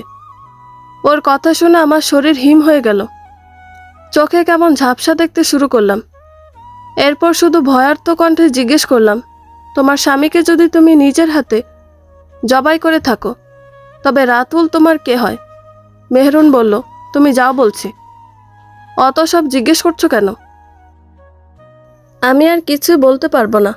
আমি বললাম, বলো, আমি কাউকে কিছু বলবো না। মেহরুন বলল, স্বামী হয়, রাতুল আমার স্বামী। আমার মাথা খারাপের অবস্থা হলো। বললাম, এসব কি বলছো তুমি? তোমার কথার কিছু বুঝতে পারছি না আমি। মেহরুন কিছু বলার আগেই গেটে শব্দ হলো। স্টিলের গেট, তালা খোলা হচ্ছে বাইরে থেকে। ঝনঝন শব্দ হচ্ছে। মেহরুন বলল, আল্লাহর দোহাই লাগে বোন, এখান থেকে চলে যাও প্লিজ। তুমি চলে গেলে তোমার ভালো, আমারও ভালো, বলে ঝনাত করে মুখের ওপর কাছে জানলাটা লাগিয়ে দিল। আমিও আর এখানে দাঁড়িয়ে রইলাম না, ভয়ে শরীর কাঁপছে। খুব দ্রুত এখান থেকে ঘরের দিকে চলে গেলাম। আর এই প্রথম বুঝতে পারলাম মানুষ চেনা সবচেয়ে কঠিন কাজ। হয়তো যাকে আমরা বাইরে থেকে সবচেয়ে কোমল দেখছি, শিশুর মতো নিষ্পাপ মনে করছি, হতে পারে সেই নির্মম, ঘাতক, ভয়ঙ্কর কোনো পাপী। আমি ঘরে আসার পরপরই আমার শাশুড়ি বাজার করে নিয়ে এলেন। আমি তখনও কিচেনে যাইনি, ঘরে জানলার কাছে দাঁড়িয়ে আছি। ততক্ষণে সন্ধ্যা হয়েছে। ঘরে এসে কয়েক টুকরো অন্ধকার ঢুকেছে। শাশুড়ি কিচেনে বাজারের ব্যাগ নামিয়ে রেখে আমার ঘরে এলেন। এসে আঁচল দিয়ে কপালের ঘাম মুছতে মুছতে বললেন, সন্ধ্যা হয়েছে, ঘরে ভাবে অন্ধকার করে রাখছো কেন? লাইট জ্বালাও নাই কেন? নাকি এই ঘরে নিজের ঘর মনে করো না? আমি কিছু বললাম না, চুপচাপ দাঁড়িয়ে রইলাম। শাশুড়ি নিজেই সুইচ টিপে বাতি জ্বালিয়ে নিলেন। তারপর বললেন, কিচেনে যাও, মাছ কাটো গিয়ে। আমি নামাজ পড়তে গেলাম। আমি বললাম, আচ্ছা। তিনি আবার বললেন, তাড়াতাড়ি যাও, নরম হয়ে যাবে। আমি তখনও কথা বললাম না। আমি তার কথার সঙ্গে সঙ্গে কিচেনেও গেলাম না, গেলাম আরও পরে। আমি গিয়ে ব্যাগ থেকে মাছ বের করে কাটতে বসেছি মাত্র, এরই মধ্যে আমার শাশুড়ি এলো। এসে মোড়ার উপর বসে বলল, এক কাজ করো, হাত ধো, দুই আগে চা করো আমার জন্য, তারপর মাছ সবজি নিয়ে বসো। আমি কিছুই বললাম না, মনে মনে রাগে জ্বলছি, কিন্তু রাগ দেখাচ্ছি না। তার কথা মতোই চা করলাম। কাপ ভর্তি করে তার হাতে চা দিয়ে আবার মাছ নিয়ে বসলাম। আমার শাশুড়ি এবার বললেন, পিল টিল খাও না তো আবার তুমি? আমি চমকে তাকালাম তার দিকে। বললাম, কিসের পিল? শাশুড়ি বললেন, বাচ্চা কাচ্চা না হইবার পিল। আমি বললাম, জি না। তিনি চায়ে চুমুক দিয়ে আমায় ভালো করে পর্যবেক্ষণ করলেন। তারপর বললেন, মিথ্যা বলতেছ না তো আবার? আমি বিরক্তি নিয়ে বললাম, মিথ্যে বলবো কেন? আপনার ছেলে আমায় পিল এনে দিবে? আপনি এনে দিবেন? আপনারা যদি এনে না দেন তবে আমি এটা পাবো কোথায়? নাকি নিজে নিজেই তৈরি করে ফেলবো? রাতুলের মা মুখ কালো করে খানিক সময় বসে রইলেন। তারপর গলায় তেজ নিয়ে বললেন, আমি কি তোমার অমঙ্গল চাই বলো? আমার প্রতি রাগ দেখাও কেন? তোমার মা নাই, আমারে কি তোমার মা ভাবতে পারো না তুমি? আমি তার দিকে না তাকিয়ে বললাম, কোথায় রাগ দেখালাম? তিনি এবার বললেন, তোমার কৌতূহল মেহরুনরে নিয়ে। মেহরুনের একটা ঝামেলা আছে, আমি সময় হলে বলবো সব। এখন এইসব নিয়ে ঘাটাঘাটি করো না। আমি বললাম, কোথায় ঘাটাঘাটি করলাম? আপনি তো আমাকে তালাবদ্ধ করেই রাখেন, বেরোতে পর্যন্ত দেন না। এর চেয়ে এক কাজ করেন, একটা শেকল এনে হাতে পায়ে পরিয়ে দেন, একেবারে বন্দি হয়ে যাই। রাগ এবং দুঃখ নিয়ে কথাগুলো বললাম। রাতুলের মা বললেন, মা রাগ করো না, সময় হলে সব জানবা তুমি। এখন শুধু এইটুকু জেনে রাখো, মেহেরুনরে তুমি যেরকম ঠান্ডা রকমের মানুষ দেখতেছ, সে আসলে এরকম কেউ না। তার বিরাট ইতিহাস আছে, সে একটা বিষধর সাপের চেয়েও ভয়ঙ্কর। সময় হলে আমি সব বলবো, অপেক্ষা করো কয়দিন। তোমার ভালোর জন্যই আমি সব গোপন রাখতেছি। আমি বললাম, আপনি সেদিন কি বলেছিলেন, মনে আছে আপনার? রাতুলের মা বললেন, কি বলেছিলাম? আমি হাসার চেষ্টা করলাম, মৃদু হেসে বললাম, আপনি বলেছিলেন মেহরুন আমার ননদ, মানে ও আপনার মেয়ে। তো নিজের মেয়েকে নিজেই বিষধর সাপ বলতেছেন কেন? নিজের মেয়েকে কি কেউ এরকম বলে? রাতুলের মা আমতা আমতা করে বললেন, এইসব কথা এখন রাখো মা, আল্লাহ আল্লাহ করো, কোনো মতে যেন বিপদটা কাটে। আমি তার দিকে তাকালাম অবাক হবার চোখে। তারপর বললাম, কিসের বিপদ কাটার কথা বলছেন আপনি? রাতুলের মা চায়ের কাপটা মেঝেতে নামিয়ে রাখলেন। তারপর বললেন, এই সাপটাকে এ বাড়ি থেকে বিদায় করলেই তো সব বিপদ কেটে যাবে। আমি বললাম, এরকম টেজার দিচ্ছেন কেন একটু একটু করে? বলতে চাইলে সব কিছুই খুলে বলুন, না চাইলে কিছুই বলতে হবে না। আমার শাশুড়ি কিছু বললেন না, মুখ ফুলিয়ে বসে রইলেন। হয়তো তিনি আমার কাছ থেকে এরকম কড়া গলার জবাব আশা করেননি, কিন্তু তার এসব কথা শুনে হঠাৎই মনে হলো এই মহিলা ভয়ঙ্কর কেউ না, কিন্তু কিছু কিছু পরিস্থিতি এরকম তৈরি হয় যে নিজেকে কঠিন দেখাতে হয়। তিনি হয়তো কঠিন হবার সে অভিনয়টাই করে যাচ্ছেন, কিন্তু মজার বিষয় হলো আস্তে আস্তে তার কাঠিন্যতা গলে যাচ্ছে। তিনি চেতনে অবচেতনে নিজেকে সহজ করে তুলছেন আমার কাছে। সেদিন আর তার সঙ্গে এই বিষয়ে কোনো কথা হলো না, আমারও ইচ্ছে হলো না। তিনিও কেমন চুপ মেরে গেলেন। হয়তো বুঝে ফেলেছেন বেশি কথা বলতে গিয়ে নিজেকে নিয়ন্ত্রণ করতে পারছেন না তিনি। মনের অজান্তে অনেক কিছু প্রকাশ করে দিচ্ছেন, তাই ভাবলেন হয়তো কথা না বলাই মঙ্গলজনক। রাতে রাতুল ফিরলে দেখলাম তার হাতে কালো একটা ব্যাগ। মনে হলো ভারী। সে সেই ব্যাগ খুব সাবধানে রাখলো খাটের নিচে। রাখার সময় কেমন একটা শব্দ হলো, শক্ত কিছু রাখলে যেরকম শব্দ হয় ওরকম। তারপর জামা ছেড়ে বাথরুমে গিয়ে ফ্রেশ হয়ে এলো। ও আস্তে আস্তে আমি উকি দিয়ে ব্যাগটা একবার দেখলাম। ভাবলাম এর চেন খুলে দেখব ভেতরে কি। ততক্ষণ সময় আর পেলাম না। রাতুল এসে গেছে। এসে সুইচ টিপে লাইট নিভিয়ে শুয়ে পড়েছে। আমি বললাম, কি হলো, খাবে না? সে বলল, না। কেন খাবে না কেন? খেয়ে এসেছি। আমি ওর আরও কাছে গেলাম, বললাম, কোথায় খেয়ে এসেছ? রাতুল রাগ দেখিয়ে বলল, এরকম জেরা করছো কেন তুমি, ফাউল। আমি চুপ হয়ে গেলাম একেবারে, সরে এলাম ওর থেকে। খানিক পর সেই কাছে এলো, এসে জাপটে ধরে বলল, পরিশ্রম করে এসেছি, খুব ক্লান্ত লাগছে। এর মধ্যে এরকম জেরা করলে রাগ লাগে না বলো? আমি কিছুই বললাম না। সে বলল, তুমি এরকম কেন? মানুষ তো তাদের বরের কাছে কত কিছু আবদার করে, তুমি তো কোনো আবদার করো না আমার কাছে। আমি চাপা কণ্ঠে বললাম, আবদার করলে তুমি আবদার পূরণ করবে? রাতুল আমাকে আরও শক্ত করে ধরে বলল, অবশ্যই করব। করব না কেন? আমি বললাম, আমি বাড়িতে যাব, বাবার কাছে যাব, কদিন থাকবো গিয়ে। তুমি গিয়ে দিয়ে আসবে আমায়। রাতুল বলল, অবশ্যই যাবে, কিন্তু কদিন পর। এখন আমি একটু ঝামেলা আছি, অফিসে অনেক কাজ। এসব সমাধান হলেই পরে যাব তোমায় নিয়ে।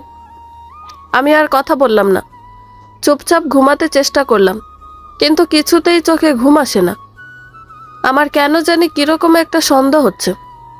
ও অফিস টফিস করে বলে আমার মনে হয় না। ওর ভাবসাব অফিসিয়ালদের মতো না মোটেও। তাছাড়া আজ রাতুল যখন ব্যাগটা খাটের নিচে রাখলো, তখন মেঝেতে কেমন একটা শব্দ হলো, ভারী কিছুর। তখনই কেমন একটা খটকা লাগলো মনে। আচ্ছা, ব্যাগে করে ও ভারী কি আনবে এমন? আমি ভয়ে জিজ্ঞেস করলাম না এই বিষয়ে কিছুই। জিজ্ঞেস করলে যদি ব্যাগটা সরিয়ে ফেলে এখান থেকে। তাছাড়া ও আমার কৌতূহলপূর্ণ আচরণ পছন্দ করে না। রাতুল সম্ভবত পরিশ্রান্ত। মিনিট 15 পরেই দেখা গেল মৃদু নাক ডাকছে। ঘুমিয়ে পড়েছ? এই কদিন ওর সঙ্গে থেকে ওকে আমি খুব ভালো করে আয়ত্ত করে ফেলেছি। অন্য কিছু না বুঝলে ওর ঘুম, ও কখন সত্যি সত্যি ঘুমায় তা আমি বুঝি। রাতুল ঘুমাবার আরও ঘণ্টাখানেক পর চুপি চুপি আমি বিছানা থেকে নামলাম। তারপর ব্যাগটা টেনে খাটের নিচ থেকে সামান্য বের করে আনলাম। হাতে মোবাইল ফোন ছিল। এর ফ্ল্যাশটা আঙুল দিয়ে বন্ধ করে মৃদু যে আলো হলো, সে আলোটা সামনে নিয়ে ব্যাগের চেইনটা খুলতে চাইতেই খাটে মরমর একটা শব্দ হলো। ভয়ে আমার গলা শুকিয়ে গেল। তাড়াহুড়ো করে ব্যাগটা ভেতরে রেখে বিছানার দিকে তাকালাম। না, রাতুল ঘুম থেকে ওঠেনি, ঘুমে থেকেই নড়েছে। এবার আর সাহস হচ্ছে না ব্যাগটাতে হাত দেবার, কিন্তু মনও মানছে না। আমার আগে থেকে এই বিষয়টা নিয়ে সন্দেহ ছিল। ওর আচরণ দেখে মনে হয়েছিল ও স্বাভাবিক কোনো কাজের সঙ্গে জড়িত নয়। কাপা কাপা বুক নিয়ে আবার ব্যাগটার কাছে গেলাম, টেনে আনলাম এর সামান্য। তারপর থরথর করে কাঁপতে থাকা হাতে ব্যাগের চেইন ধরে টান দিয়ে সামান্য খুলতেই ফ্ল্যাশের আলোতে দেখা গেল জিনিসগুলো। দেখে আমার মাথা প্রচণ্ড রকম ঘুরতে শুরু হলো। সব কিছু এলোমেলো হয়ে গেল আমার। আগের চেয়ে বেশি কাঁপছে এখন হাত, বুক, সবটা শরীর। এই ঘরে এখন থাকতেই তো আমার ভয় করবে। সব সময় একটা আতঙ্কের মধ্যে থাকতে হবে আমার। জীবন মরণের মাঝখানে অবস্থান করতে হবে আমায়। আমার খুব ভয় করছে এখন যে ওর পাশে গিয়ে শুয়ে ঘুমাবো, এই সাহসটুকুও পাচ্ছি না পর্যন্ত। ঘুমাতে পারছিলাম না ভয়ে, কিন্তু হঠাৎই চোখ লেগে গেল। কখন ঘুমিয়ে পড়েছিলাম জানি না। ঘুম ভাঙলো রাতুল আমার গায়ে ধরে যখন শক্ত একটা ঝাঁকুনি দিল, তখন চোখ খুলে ধরফরিয়ে উঠে বসতেও বলল, ব্যাগে তুই হাত দিছিলি? আমি কাঁপা কাঁপা গলায় বললাম, না, আমি তোমার ব্যাগে হাত দিব কেন, দেইনি। রাতুল আমার উত্তর শুনে সঙ্গে সঙ্গে একটা চর বসিয়ে দিল আমার গালে। রাগে চোখ দুটো যেন ওর কোটর ছেড়ে বেরিয়ে আসছে। গলায় সবটুকু তেজ এনে বলল, তুই মিথ্যে বলে কুল পাবি না, এটা তো জানোস না? তুই কখন কি করস এর সব আমি জানি, আমি বুঝতে পারি। এটা কেন করলি তুই বল, কেন করলি? আমি নিজেকে আর সামলে রাখতে পারলাম না। রাগে দুঃখে কাঁপতে কাঁপতে বললাম, তুমি একটা হারামি, অস্ত্রের ব্যবসা করো, ঘরে না আরেকটা বউ রেখেছ, আবার বলো সে তোমার বোন। তোমার মতো খারাপ লোক আমি আর দেখিনি। রাতুল আমার থুতনিতে ধরল শক্ত করে, তারপর আমার মুখটা উপরে তুলে আমার মুখের কাছে তার মুখটা নিয়ে এলো। তারপর ফিসফিস করে বলল, মরার শখ হয়েছে, মরতে চাস? আমি তেজ দেখিয়ে বললাম, মেরে ফেলো আমায়। তোমার ঘর করার চেয়ে মরে যাওয়া অনেক বেশি ভালো। এমনি তো মরেই গেছি আমি, এরকমভাবে এখানে বেঁচে থাকার ইচ্ছা নাই আমার। রাতুল হাসলো শব্দ করে, হেসে বলল, তো কীরকম করে বাঁচার ইচ্ছে? এতিম হয়ে? তোর বাপ তো এমনিতে 80 ভাগ মরা, বাকিটাও শেষ করে দিই। মেরে ফেলি তোর বাপেরে। ভয় আমার গলা শুকিয়ে কাঠ হয়ে গেল। নিজের জীবন নিয়ে আমি ভীত, এটা সত্যি। জগতে খুব কম লোকই আছে যারা মরণকে ভয় পায় না। মরতে আমরা কেউই চাই না সহজে, আমিও না। কিন্তু নিজের জীবনের চেয়েও বাবার জীবন নিয়ে আমি বেশি শঙ্কিত। বাবার কোনো ক্ষতি আমি কিছুতেই মেনে নিতে পারবো না। আমি কেঁদে ফেলেছি, চোখ থেকে অঝোর ধারায় জল নামছে। আমি কাঁদতে কাঁদতে ওকে বললাম, আমি কাউকে কিছু বলবো না, সত্যি বলবো না। তবুও বাবার কিছু করো না তুমি, বাবার কিছু হলে আমি মেনে নিতে পারবো না। রাতুল সাপের মতো তার মাথাটা আমার দিকে বাড়িয়ে দিল, তারপর তীক্ষ্ণ অথচ ধারালো গলায় বলল, কাউকে কিছু বলার আগে 100 বার ভেবে নিবি কিন্তু। আমি কাঁদতে কাঁদতে বললাম, আচ্ছা। রাতুল বলল, এমনে কাঁদতেছিস কেন, কেউ মরেছে? আমি বললাম, না। তো হাস, এখনই হাস, দাঁত কেলিয়ে হাসবি তুই আমার সামনে। আমি ভয়ে জড়সড় হয়ে গেলাম। রাতুল সুবিধার না, কিংবা মেহেরুনের সঙ্গে তার গোপন কিছু একটা যে আছে, এটা আগে ঠিকই আন্দাজ করেছিলাম। কিন্তু ও যে এরকম ভয়ঙ্কর তা কল্পনাও করিনি এর আগে। রাতুল ধমকে উঠল, বলল, হাসিস না কেন? আমি আরও কেঁদে ফেললাম। হাসি আসে না, এভাবে হাসা যায়? অস্ত্রের মুখে বসে থেকে আমি হাসব কিভাবে? ও আমায় টেনে কাছে নিল, তার মতো করেই চুমু খেলো। তারপর মাথায় হাত বুলিয়ে দিতে দিতে বলল, চোখ মুছে ফেলো। দীর্ঘ সময় পর তুই থেকে তুমিতে এলো। একটু ভালো করে কথা বলল। আমি ভয়ে ভয়ে চোখ মুছে নিলাম। ও এবার বলল, আমি ব্যবসা করি। ব্যবসা করা কি খারাপ? আমি বললাম, ব্যবসা করা খারাপ না, কিন্তু অস্ত্রপাতির ব্যবসা করা খারাপ। রাতুল বলল, সুদ খাওয়া তো খারাপ, ঘুষ খাওয়া খারাপ, মানুষটা ঠকানো খারাপ, মজুতদারি করা খারাপ, 1 টাকার মাল 10 টাকায় বেচা খারাপ। দেশের বেশিরভাগ মানুষই এগুলোর সঙ্গে জড়িত। আজকে যাদের বিরাট প্রভাবশালী দেখতেছ, সমাজের বিরাট সম্মানী যারা, এদের ইতিহাস ঘাইটা দেখো, বেশিরভাগই খারাপের সঙ্গে জড়িত। এদের কি বউ নাই? বউয়েরা সংসার করতেছে না? করতেছে। এদের বউয়েরা গলা উঁচিয়ে কথা বলে, দামি কাপড় চোপড় পরে, ভালো বাসায় থাকে, দামি গাড়িতে চড়ে। হ্যাডাম দেখা এদের বাচ্চা কাচ্চারা। আমাদেরও টাকা হবে, অনেক টাকা হবে। তুমি কাঁদবা কেন? ওদের বউয়েরা যেমনে মাথা উঁচিয়ে চলে, 2 দিন পর তুমিও এমনে চলবা। তোমার বাচ্চা হ্যাডাম দেখাইব, রাজপুত্রের মতো চলবো। আমি বসে যাওয়া গলায় বললাম, আমার এসব লাগবে না, আমারও তো শখ নাই মাথা উঁচু করে বাঁচবার। রাতুল ধারালো গলায় বলল, কিন্তু আমার শখ আছে। আমি ধনী হতে চাই, কারি কারি টাকার মালিক হতে চাই। আমার স্ত্রী সন্তান নিজের গাড়িতে চড়বে, রাজরানীর হালে বাঁচবে। আর মাত্র কয়েকটা দিন, আমি এই শখ পূরণ করবই করব। আমি বললাম, তুমি মেহেরুনরে বিয়ে করার পরেও আমারে বিয়ে করলা কেন তাহলে? কেন এরকম কাজটা করলা? রাতুল বলল, মেহরুন থাকবে না। আমি বললাম, থাকবে না মানে? রাতুল বিরক্তি নিয়ে বলল, লাই দিয়েছি এখন মাথায় উঠতে চাইতেছো তাই না? নারী জাতির স্বভাবটাই এরকম, বিড়ালের মতো। লাথি দিলে সব সময় 30 হাত দূর গিয়ে আনাগোনা করবে, আর আদর দিলে পায়া এসা খামচি কাটবে। আমি চুপ হয়ে গেলাম আবার। রাতুল বলল, ঘুমাও এখন, সারা রাত ঘুমাওনি। তুমি ঘুমাবা, আমি পাহারা দিব। আমার কি যে ভয় লাগছে, কলিজা পর্যন্ত শুকিয়ে যাচ্ছে, দম আটকে আসছে এমনিতেই। সব সময় আতঙ্ক বিরাজ করছে মনে। অস্ত্রের মুখে জিম্বি হয়ে আছে আমার বাবা। রাতুল তো সাধারণ কেউ না, ও হিংস্র জানোয়ারের মতো। ও যা ইচ্ছে তাই করে বসতে পারবে। বাবার বেঁচে থাকা নির্ভর করছে আমার উপর। আমি যতক্ষণ ওর কথা দাস হয়ে থাকবো ততক্ষণ বাবা ঠিক থাকবে, বেঁচে থাকবে। আমি ওর কথার বিরুদ্ধে গেলে ও বাবার ক্ষতি করে বসবে। এই জন্যই ভয়টা বেশি। এরকম ভয় নিয়ে ঘুমাবো কি করে? রাতুল বলল, শুয়ে চোখ বন্ধ করে রাখো, ঘুম না এলেও জোর করে ঘুমাবা। আমি চোখ বন্ধ করে ফেললাম। চোখ বন্ধ করে শুনলাম ফজরের আজান হতে, পাখি ডাকতে। সময় গড়িয়ে যাচ্ছে, রাত পেরিয়ে দিন হয়ে এলো। তবু আমার চোখে ঘুম এলো না, কিন্তু চোখ আমি ঠিকই বন্ধ করে রাখলাম। চোখ বন্ধ করে রেখে শুনলাম রাতুল কাকে যেন ফোন করেছে। ওর নাম সম্ভবত জয়। ওকে বলল, তুই ডিঙ্গি রেস্তোরাঁ আসবি ঠিক 11টায়। জয় ওখান থেকে কি বলল কে জানে, ও এখান থেকে গাল বকলো। বলল, কুত্তা, রাস্তা থেকে তুলে নে কাজ দিছি, এখন ভাব মারাস? আমি তো কথা দিয়েছি মেহেরুনরে তোর কাছেই দিব।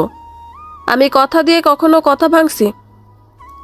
জয় কি উত্তর দিল জানি না। রাতুল এরপরেই বলল, তুই এই কাজটা ডিল করে দে, ব্যাগটা পৌঁছে দে, বিনিময়ে যে টাকাটা আসে ওটা এনে দে, তোর পাওনা আমি দিব। জয়ের মনে হয় বিশ্বাস হচ্ছে না, লম্বা করছে কথা। রাতুল মেজাজ আরও খারাপ করলো, বলল, তুই আসবি না? না এসে দেখ, আজকেই তোর পুলিশ বাপ দিয়ে ধরাবো তোরে। 5 মিনিট লাগবো তোরে ধরাইতে। জয় সম্ভবত ভয় পেয়েছে এবার, সে রাজি হয়েছে। রাতুলকে বলতে শুনলাম, সময়টা মনে রাখিস, ঠিক 11টায়, বলে ফোন কেটে দিল। এর আধ ঘন্টা পর বাসা থেকে বেরিয়ে গেল সে। ও চলে যাবার পর আমি বিছানা থেকে নামলাম। ব্যাগ নিয়ে গেছে, তার মানেও চলে গেছে। আমি কিছুই বুঝতে পারছি না। মেহেরুনকে জয় নিয়ে কি করবে? তার মানে রাতুল যে আগে আমার কাছে বলল মেহেরুন থাকবে না, তাহলে কি জয়ের কাছে মেহেরুনকে তুলে দিবে? এখন আমি বুঝতে পারছি বিয়েটিয়ে কিসের। এমনিতেই এখানে আছে মেহেরুন। রাতুল উপভোগ করেছে শুধু, এখন জয় উপভোগ করবে। কিন্তু মেহেরুন এসে ওদের পাল্লায় পড়ল কি করে? আর নিজের স্বামী সন্তানকেই বা কেন শেষ করে দিল?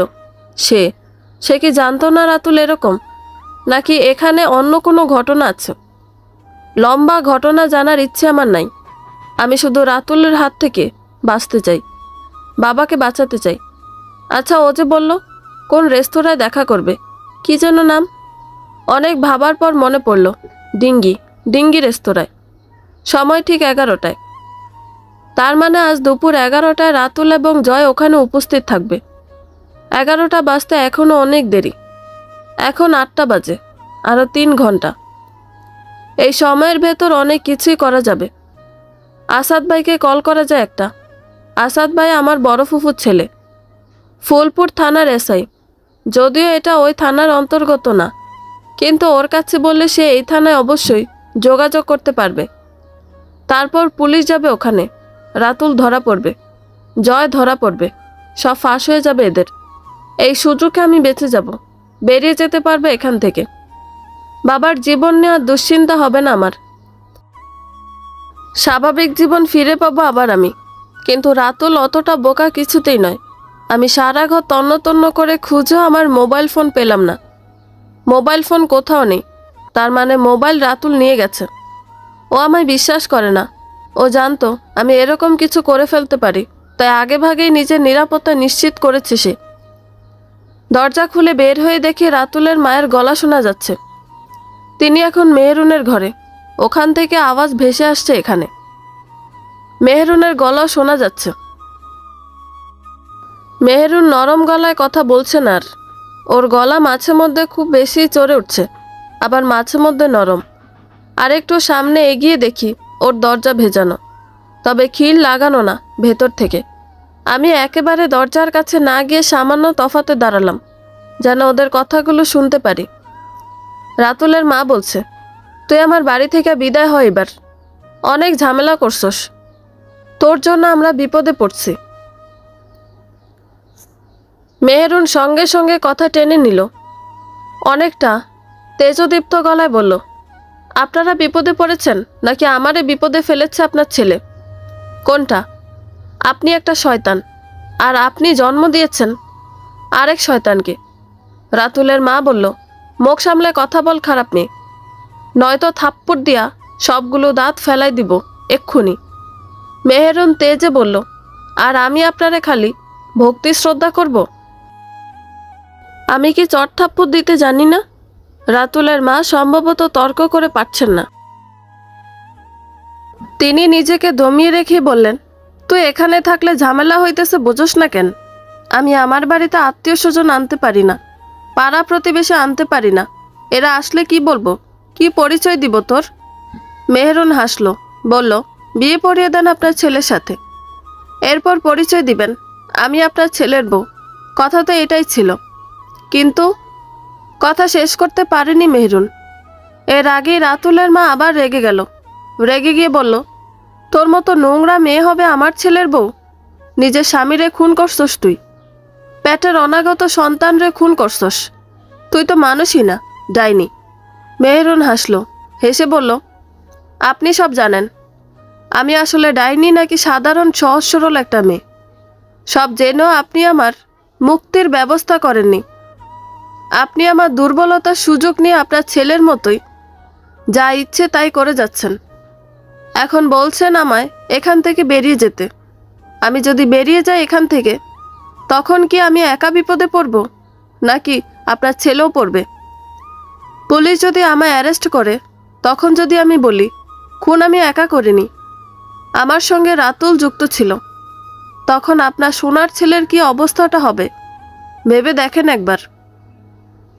রাতুলের মার কথা লম্বা করেনি, চুপসে গেছে সম্ভবত, তার পায়ের আওয়াজ শোনা যাচ্ছে, এদিকে আসছে। আমি খুব দ্রুত ওখান থেকে কেটে পড়লাম, ঘরে এসে বসে রইলাম। রাতুলের মা হেঁটে হেঁটে আমার ঘরেই এলেন, এসে হাঁপাতে হাঁপাতে বললেন, নিজে জন্ম দিছে এক কুলাঙ্গার, আর এক কুলাঙ্গার এসে নিচে থেকে ঘাড়ে চাপছে, কপাল। আমি বললাম, কি বললেন? তিনি থতমত খেয়ে গেলেন, বললেন, না কিছু না, তুমি রান্নাটা করে ফেলো, আমি একটু বাইরে যাব।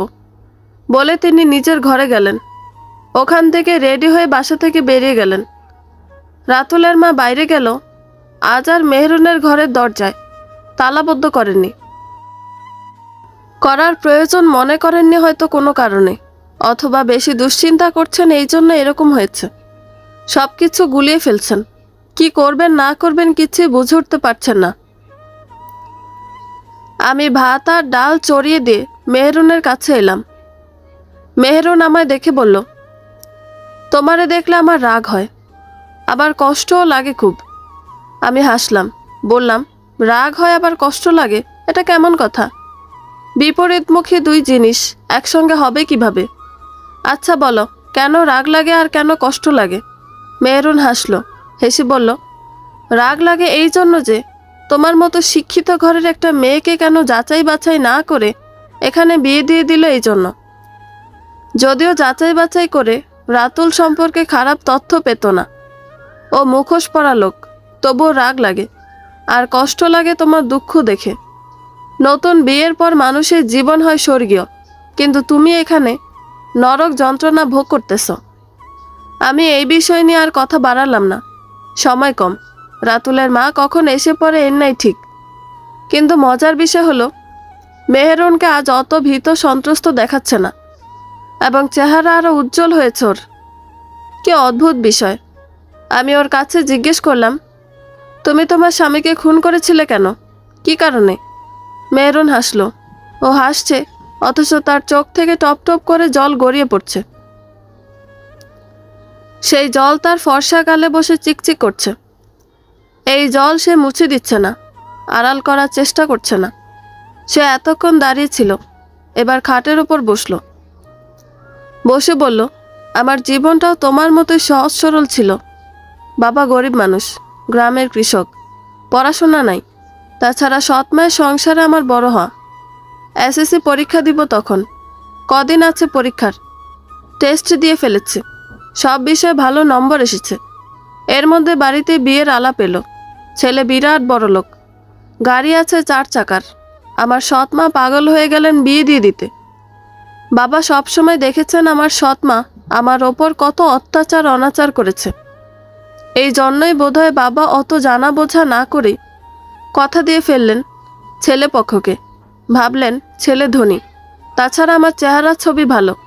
ছেলে হয়তো ধন সম্পদ না দেখে চেহারা দেখে পছন্দ করেছে আমায়। খুব তাড়াহুড়ো করে বিয়ে হয়ে গেল আমার। এসএসসি দেওয়ার কথা ছিল আমার, দেয়ার হলো না। বিয়ের পর থেকেই বাবার বাড়ির সঙ্গে আমার সম্পর্ক বিচ্ছিন্ন হয়ে গেল। আমার স্বামী আমায় নিয়ে শহরের এমন এক জায়গায় চলে এলো যেখান থেকে আর বেরোতে পারিনি কোনো দিন আমি। বাড়ি নয়, এজন্য আস্ত একটা পাপের মহল। আমার স্বামী ছিল শীর্ষ এক সন্ত্রাসী। ওখানে আমার জীবন ছিল সুন্দরী দাসীদের মতো। ওর কথায় উঠতে বসতে হতো। সে অস্ত্র এবং নেশাজাতীয় দ্রব্যের কারবার করত। বড় বড় লিডারদের সঙ্গে তার আঁতাত ছিল। সেই সব লিডারদের থেকে নানান সুবিধা পাওয়ার জন্য আমাকে অনেকবার ইউজ করেছে সে। এইটুকু বলে ফুফিয়ে কেঁদে উঠল মেহরুন। আমি ওর কাছে গিয়ে বসলাম। ওর হাতের ওপর একটা হাত রেখে বললাম, তারপর? মেহরুন চোখ মুছল না এবারও। আবার সে বলতে শুরু করলো। বলল, আমাকে অনেকবার ওসব বড় বড় লিডার আর উপর মহলের লোকদের মনোরঞ্জনের বস্তুও বানিয়েছে সে। আমার স্বামী হয়ে সে আমায় নিজে ধরে নিয়ে গিয়ে ওদের বিছানায় রেখে আসতো। এইটুকু বলে সে আবার থামল। তার কেমন কষ্ট হচ্ছে, বলতে পারছে না আর। খুব কাঁদছে। আমি চুপ করে রইলাম, তাড়া করতে পারলাম না আর। খানিক পর ও নিজ থেকে আবার বলতে শুরু করলো। বলল, এরকম একটা সন্ত্রাসীর ঘর আমি করতে চাইনি। সব সময় ওখান থেকে বেরিয়ে আসার পথ খুঁজতাম, কিন্তু উপায় মিলত না। ওখানে নিজেকে মনে হতো দোজকের বাসিন্দা। মনে হতো আমি একটা দাসীর চেয়েও বেশি পরাধীন। এরপর এক ঘটনা ঘটে। আমার তখন গর্ভ হয়েছে 4 মাস। শরীর ভীষণ খারাপ হয়ে গেল। কিচ্ছু খেতে পারি না, কিচ্ছু করতে পারি না। আমার ফুড ফরমাইশের জন্য আমার স্বামী তার দলের একটা সহজ সরল ছেলেকে বাসায় রেখে দিল। আমার কোনো প্রয়োজন হলে সে সাহায্য করবে। এই ছেলেটি রাতুল। রাতুলকে দেখতে তখন বোকাই মনে হতো। বোকা বলে হয়তো আমার স্বামী ওকে নিরাপদ ভেবেছিল। সবসময় দেখতাম আমার স্বামীর সামনে ভয়ে থরথর করে কাঁপছে। ওকে দেখলেই মায়া হতো। মনে হতো এরকম ছেলের জন্য তো এই লাইনের কাজ না। এই বেচারা কিভাবে এই পাপের জগতে এসে পা ফেলল। সে খুব বিনয়ের সঙ্গে আমার সব কাজ করে দিত। মাথা সবসময় নিচু করে রাখত। এরকমভাবে থাকতো যেন আমি এই ঘরের রানী, আর সে আমার অনুগত সামান্য দাস। মাঝে মধ্যে ওর সঙ্গে কথা হতো। কথা বলতে বলতে একদিন জানলাম ও এখানে এসেছে বিপদে পড়ে। ওর মায়ের ক্যান্সার। এই রোগের চিকিৎসা বিরাট ব্যয়বহুল। কোনোভাবেই টাকা মিলাতে পারছিল না। শেষে আমার স্বামীর সঙ্গে কিভাবে যেন পরিচয় হয়। সে তাকে কাজ দেয়, বলে এই কাজে অনেক বেশি পয়সা উপার্জন করতে পারবে, সহজেই মায়ের চিকিৎসা করাতে পারবে। এসব শুনে এত মায়া লাগে। এরপর একদিন একটা সামান্য ভুলের জন্য আমার সামনেই রাতুলকে আমার স্বামী খুব মারধর করলো, জখম করলো ওকে মেরে। এরপর আমার স্বামী ওখান থেকে বেরিয়ে গেলে আমি ওর জখমে ওষুধ লাগিয়ে দিলাম। তখন রাতুল কাঁদতে কাঁদতে বলল, এই জগৎ থেকে সে বেরিয়ে যেতে চায়। এইসব করতে আর তার ভালো লাগে না। এভাবে ওর সঙ্গে একটু একটু কথা হতে হতে একসময় ভালো একটা সম্পর্ক দাঁড়িয়ে গেল, প্রেমের মতো। এতদিন একটা খারাপ লোকের ঘর করেছি তো। হুট করেই তখন মনে হলো আমার এই পাপ মহলে জীবন বদলাতে হবে। আমি একটা শুদ্ধ জীবন চাই। রাতুলের মতো কেউ আমায় সুন্দর জীবন দিতে পারবে, ভালোবাসা দিতে পারবে। রাতুলকে আমি সব বলি। রাতুল বলে সে আমায় গ্রহণ করবে, বিয়ে করবে। কিন্তু তার তো ভয় আছে, জীবনের ভয়। সে আমার স্বামীর দলে কাজ করে। সে আমার স্বামীর সামান্য এক কর্মচারী। কর্মচারী যদি মালিকের বউকে নিয়ে ভাগে, তখন কর্মচারীর জীবন থাকবে? মালিক তাকে ছাড়বে? ছাড়বে না, মেরে ফেলবে। তাকে একা মারবে না, তার মাকেও মারবে, এমনকি আমাকেও ছাড়বে না। এরকম একটা ঘটনার পর আমাকেও মেরে ফেলবে। ওর মতো লোকের জন্য মানুষ মারা মশা মাছি মারার মতোই তুচ্ছ বিষয়।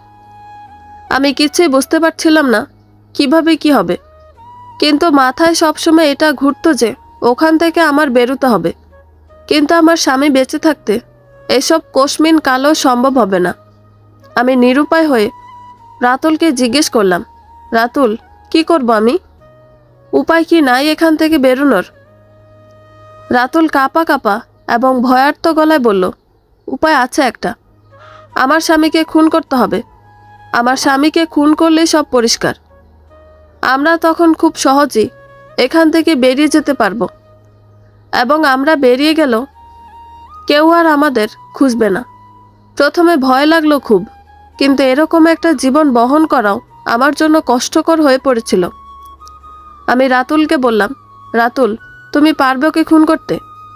রাতুল বলল, সে তো কাছেই যেতে পারে না, ঘেঁষতে দেয় না কাছে। সে বুঝিয়ে বলল, এই কাজ আমার জন্য করা সহজ, কারণ আমরা এক খাটেই ঘুমাই এবং ঘরে অস্ত্র আছে।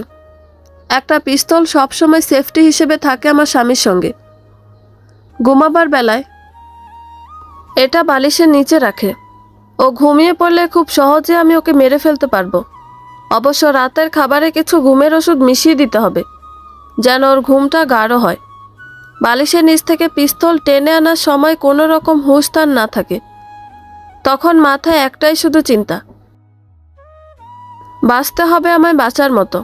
পরাধীনতার শৃঙ্খল ভেঙে ফেলার সময় হয়েছে আমার। সে রাতে আমি মনস্থির করলাম, জীবনের প্রথম খুনটা আমি করব। একটা ভয়াবহ পাপিষ্ঠকে এই দুনিয়া থেকে সরিয়ে দিব। সেটা আমি করিও। রাতের খাবারে পরিমাণ মতো ঘুমের ওষুধ মিশিয়ে দিই। আমার স্বামী বুঝতেই পারেনি। খাওয়ার আধ ঘন্টা পরেই ঘুমে ঢলে পড়ে সে। তখন আমি অস্থির হয়ে উঠিনি, অপেক্ষা করি। তখন রাত প্রায় শেষের দিকে। সবাই ঘুমে নিমগ্ন, শুধু ঝিঝি দল জেগে আছে। ওরা খুব ডাকছে, আর মেঘ ডাকছে গুরুম গুরুম করে। বৃষ্টি হবে আজ, উথাল পাতাল বৃষ্টি। এই বৃষ্টিতে সব পাপ ধুয়ে মুছে সাফ করব আমি। নতুন জীবন হবে আমার, আমাদের দুজনের। রাতুল আমার জন্য অপেক্ষা করছিল বাইরে, গাড়ি নিয়ে, পেছনের দিকে। আমি কাজটা শেষ করে ঘরের পেছনে দরজা দিয়ে বেরিয়ে যাব। গুরুত্বপূর্ণ চাবিগুলো আমার স্বামীর কাছেই থাকে সবসময়। পেছনের দরজাটাও খুব গুরুত্বপূর্ণ ছিল, কারণ কোনো বিপদ আপদ হলে ওখান দিয়ে বেরিয়ে যাওয়া সবচেয়ে সহজ ছিল। আমার স্বামী তখনও মৃদু নাক ডেকে ঘুমাচ্ছে। আমি মনে মনে বললাম, এবার সময় হয়েছে। এরপর বালিশের নিচে হাতড়াতে হাতড়াতে ছোট্ট অথচ খুব দামি পিস্তলটা খুঁজে পেলাম। তারপর বন্ধুরা, গল্পটি ভালো লেগে থাকলে একটা লাইক করে দিবেন, এবং গল্প সম্পর্কে কোনো মতামত জানানোর থাকলে কমেন্ট করতে পারেন।